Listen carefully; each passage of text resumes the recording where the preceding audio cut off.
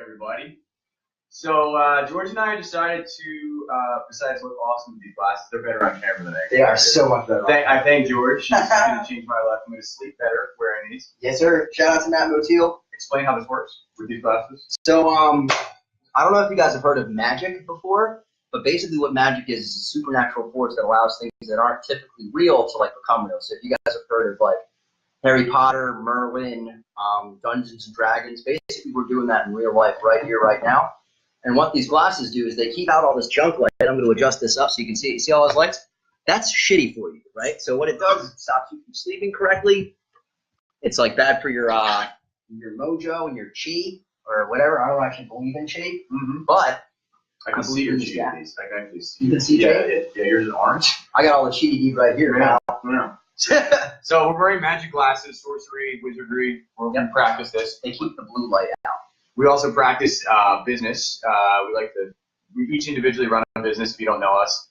But we're doing this because George and I, we were putting on a networking event recently, and we had a conversation and said we're kind of bored of listening to ourselves talk about business. And I figured George just needs to be in front of the camera at all times because he's entertaining. I would agree. I figured I would tag along and see if you guys enjoy this. So we're going to talk about what we do in business. We'll do real life stuff. We'll make this every week and just sit down. We're going to talk. If you want to interact, you can. If we pop over and see something, we will. Yeah. Y'all can like this feed, too. Give me some likes. I see you, Ian Horowitz, Joe Evangelisti, Jimmy Marchesano. I hope I said your name right. Please don't kick my ass. Joey Pooji, my man. Sammy O, let me get a like, bro. Yo, Joe Evangelisti's joining us. Yeah, Joe Evangelisti. Get off about it. I'll have dinner with him tonight. Joe is he's a killer in our market. Yeah, Joe's a straight gangster. Yo, best comment ever. Stay in your lane. Love it. Yep. So, but let's talk about something way more entertaining. I was invited by you and by Joe to a golf outing 2 weeks ago, and I almost watched Joe and George make a $60,000 bet on a tee shot. Dude, I'm so mad that I didn't make that bet. Oh my God. Do you want to talk? Do you want to lay it out? You do it. You tell me. So, I'm extremely competitive, and I don't know if you guys have noticed this about me, but I like to talk a little shit when I'm playing a game, even if I'm bad at it. So, golf's one thing that, obviously, I'm probably one of the top 10 people playing golf in the universe right now, because, well, let's be real here. But at the time, I was having not a great day. A little off that day. So Joe looks at me square in the face, and he says, yo, I hit this thing farther than you, and you give me your next 3 wholesale deals at your cost. So immediately, I'm like, my average wholesale deal is $20K. So that's like a $60,000 bet. So I started thinking, what's Joe got that's worth $60,000 or more? Because I haven't played that golf that many times, so there should be a handicap. And I'm trying to bet for his BMW or his Hummer, but I don't really like Hummers, and I already had a BMW. So we got to a point where maybe we were thinking about betting a Rolex or a single deal or something like that. So then I just smacked the ball, and I smacked it so hard. And so far, we didn't make the bet. And then Joe hits it 30 feet behind mine, so I would have won. It's his one bad tee shot. Yeah, one bad shot at that. I'm smashing my club in the ground. I'm going fucking crazy, throwing my hat on the floor. Would have made $60K or a car or a couple of Rolexes or what, but that's what happened. Dude, I do have to say, that was one of the most fun days of golf I've had. Yeah, you guys made it super entertaining, so thank you, Joe, for watching this, inviting, and Joe and George for inviting me. So yeah, guys, we're just going to chat and interact, and when George's ADD calms down, we're just going to call it a day. So for as long as it's entertaining, we're gonna go for it. All right, so let's start with something this morning that I actually posted, which was talking about business partners. A lot of this is cut from the cloth of experience, and we joke about it now, but we talk about playing business. Yeah. So as you kind of grow up and you have some businesses win, some businesses lose, which I've had both. Fortunately, I'm in a position right now where the businesses are winning.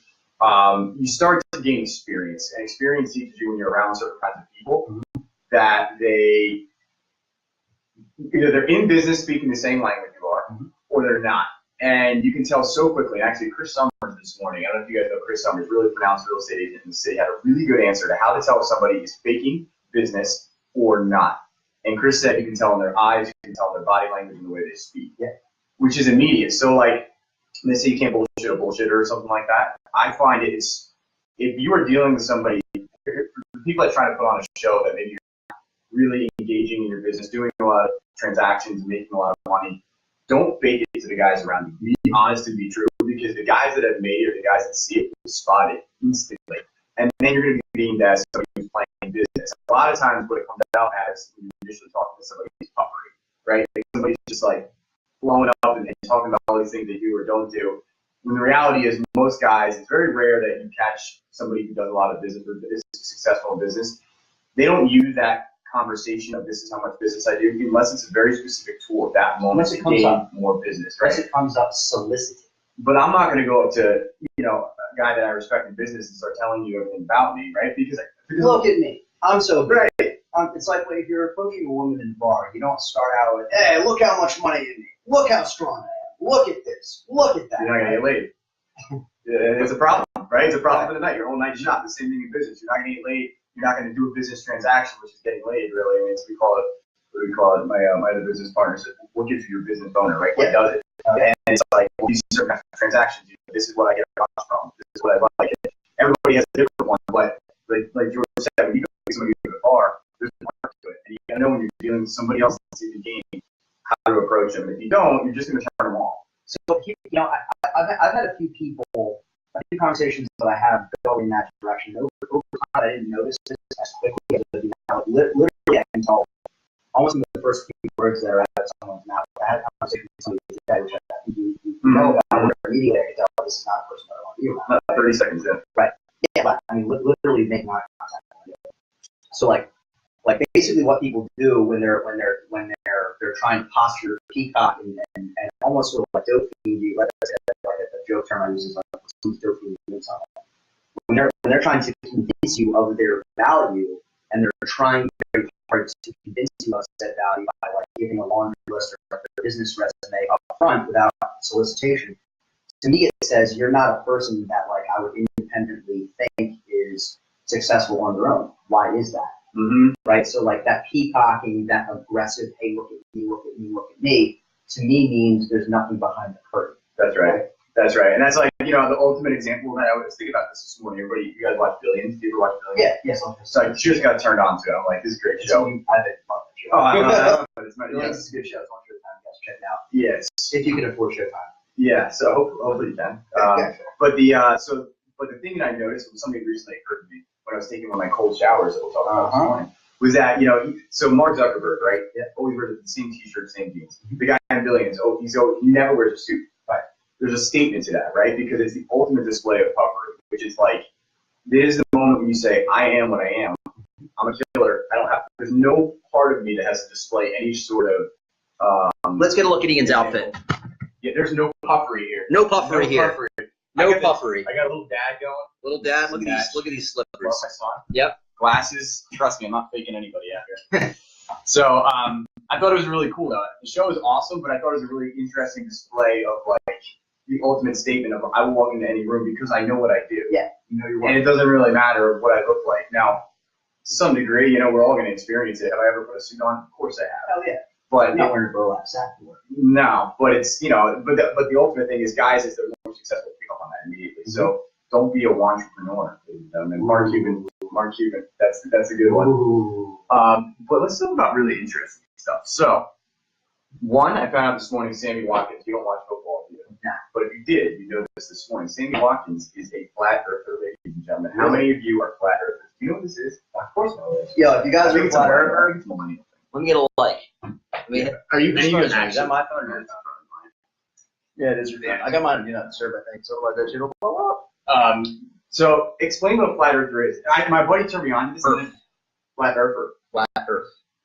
So here's the deal, guys. Have you ever seen the Earth being round? Right. So like, does it feel round? Doesn't feel round to me. I mean, I'm not saying I'm not. I'm not saying I'm not a flat earther. Okay. All I'm asking is, have you ever been to space? I haven't. Has anybody here been to space that we're looking at? Do you know for sure that the Earth is round? I don't know. I don't. Can any of you confirm? I can't. Yeah, okay, fair enough. I'm pretty sure that it's round. That basically the argument is like there's a bunch of people scheming. I don't really. So like the old adage is like who profits, who gains. There's some Latin term for that or whatever. You heard or like who gains from X, Y, Z. So like who makes money from the Earth? Not me. So like I can't think of it. I don't know. Right. I don't know. But basically, the flat Earth theory is people thinking that the world is actually flat and that there's a massive conspiracy at the very top of society that like manufactures the pictures of the world was round, fake moon landing, like all of that. Don't you think it's like a cone? Isn't that the theory? theory it's like a cone that like comes down to a point and spins on like a cone? I mean, It's not even there spin. might be that theory, but I'm pretty sure it's just a theory that it's like legitimate flat. Just like a piece of paper? Yeah, like in 1400s. So I read this morning that they think Antarctica is like an ice wall that they were using to get government Like approval approval to go is because just like Game of Thrones. Yeah, got it. so you want to be the Night's Watch, yeah. So like the Night's Watch is real, right? And the Ice King is coming. Yeah. So that's why I know I'm clever. Watch Game of Thrones. Trying to pretend like you do it. Oh, me? Yeah, do you watch Game of Thrones? Fully up to date on Game of Okay, Thrones. my man. Let's not throw any spoilers out there besides the Jon Snow guys. Oh yeah, don't tell him about that. Or that he comes back. I'm telling you. Don't tell anyone about that. I was faking, bro. Oh. This guy can't do it. Spoiler alert. Let's see. Does anybody like Game of Thrones? Let me just know by giving me a like whether you like it or not. Let me see if we got any comments here. Anybody asking questions or talking smack? What's up, Al Strobel? Oh man. I don't know how to scroll on your machine here. I don't know. We got 6 comments. Let's see what they are. I don't know how to check. So hey, what else you got in your little thing there, cowboy? I also let's talk about cold showers. Yo, I love cold showers. Yeah, so cold showers are not just when you need to, like last in bed, right? Cold showers, grandma, right? It's also good for you, apparently. Yeah. So you guys were doing it. Evan was doing it. I know Evan's on a different level, man. Evan's on a different level with this stuff. You guys look up Evan Zarengo on Facebook. He's an entertaining dude. Also into some really out there stuff like Wim Hof, which I'll also go ahead and look up. But he's huge into cold exposure. And I've been reading about it on the servers, but I said, my theory on cold showering was like, I don't really get a benefit from a hot shower. Yeah. So I'm going to try a cold shower. I know it's going to be terrifying, whatever. Yeah. It's hard at first.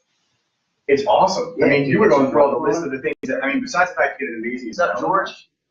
What else, what were some of the benefits you're going over? So, like, your skin gets better. Your body starts building what's called brown fat instead of regular fat. I don't really know what it does, but I know that it is good for you. It's like easier to burn off and things like that. It boosts your metabolism, gives you an adrenaline rush, and one which kind of turns your hormones on all day. But science-wise, right? So we're big on science here. Huge. So cold exposure, like taking a cold shower in the morning, will boost your testosterone. It will speed up your metabolism, causes you to like burn calories. It turns on your, I think you're like epinephrine or dopamine system or something like that. Basically, it makes you happier. It's like there's been some studies or some evidence that it could cure depression or anxiety, things like that. Literally just by being in the cold, in the coldest shower you can get for like 10 or 20 seconds in the morning, it'll change your life. It's like, I would challenge anybody to What's do up, it. John? What up? He's got a pair of aviators under contract. I'll sign them to either of you. Oh. Yo, I got $87 for you right now, cash. And by cash, I mean like pesos. Yo, what's the contract price? Send me the agreement of sale. Send me the agreement of sale first. Let's get some verification. Yeah, I don't know you. Are you daisy chaining this thing? What are you Could doing? be. Did you just see this on Craigslist Mark it up and send it to me?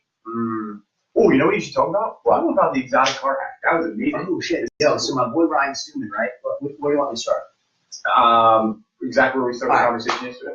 So I'm at Break Free Academy which is Ryan Stewman's event, like the hardcore closer guy. Some of you might know him. Hit him up on Facebook. So Ryan was like, I'm looking for a car, right? So I posted this in this. I don't know this. So I posted this sales talk with sales pros like Facebook group, which has like 60,000 salespeople. I'm like, hey, what's the coolest car between $120,000 and $300,000? Thinking about buying a car next year. So the amount of shade and hate I got for that post was hilarious. Which is good. Hilarious. Which is good. But so I'm talking to Ryan at the thing, and he's like talking about buying a McLaren. The guy wants to get a McLaren. He bought it actually. So he tells me about this exotic car hacks thing. You can Google exotic car hacks. I don't have an affiliate link or anything. There's a course. It's like $300. This guy teaches you how to flip cars, flip houses. So that works because a lot of exotic cars, you don't put a lot of mileage on them anyway, and they hold their value. So for instance, if you can talk a dealer down from, let's say, $150,000 Aston Martin that's like 2 or 3 years old, if you can talk them down from like 150 to 140, well, you can drive that for 6 months to a year and maybe sell it for like 138 or like 144.